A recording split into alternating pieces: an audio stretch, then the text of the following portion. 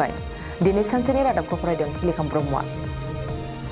चिराङाव आयेन बेरेखायै खावनानै लाबोनाय दंफांजों लोगोसे गंस्नि मोसौ गारि आरो 13 मोसौ मिथुनखौ हमनो हादों।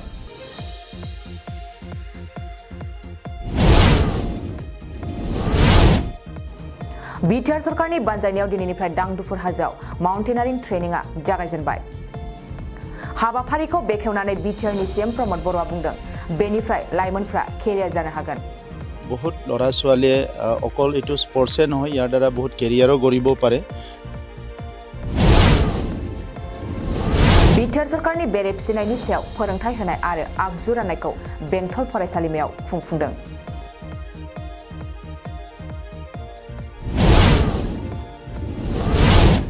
सानसेनि हाबाफारिजों भेरगाव बियाबा इउपिपिएल दोलोनि 3थि बोसोरारि सावरायनाय जथुमाखौ खुंफुंदों।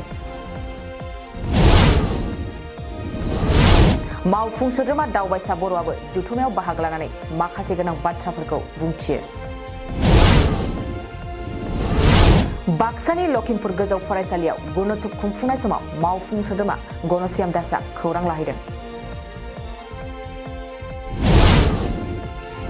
चिरांनि रिफु हाग्रा ओनसोलाव आयेन बेरेखायै लुनानै थानाय न' बांखौ होस्रांनायनि सायाव एमएलए जयन्त बसुमतारीनि खेंफोरथि।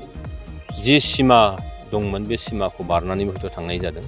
बेखायनो सरकारा मानो होखारदों, बिनिनो फिसा नंगौ, बयबो बिनिनो फिसा, सरकाराबो बिनिनो, जोंनि सुबुंफ्राबो बिनिनो। किन्तु नायनांगौआ बेनो जे जोंनो हाग्रा ओनसोलखौबो निस्सय नांगौ। बेखायनो बेयाव बुजिनायनिसो बाथ्रा।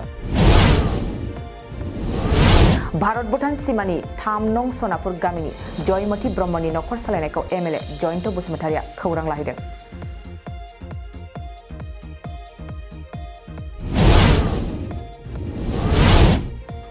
बाक्सानि मुसलपुराव दुलाराय मदाहि कछारी फरायसा आफादा 42थि गायसनथाय सान फालिदों। दिनै सानसेनि रादाब फरायथिनायाबो एसेनोसै। गोजोन्थों।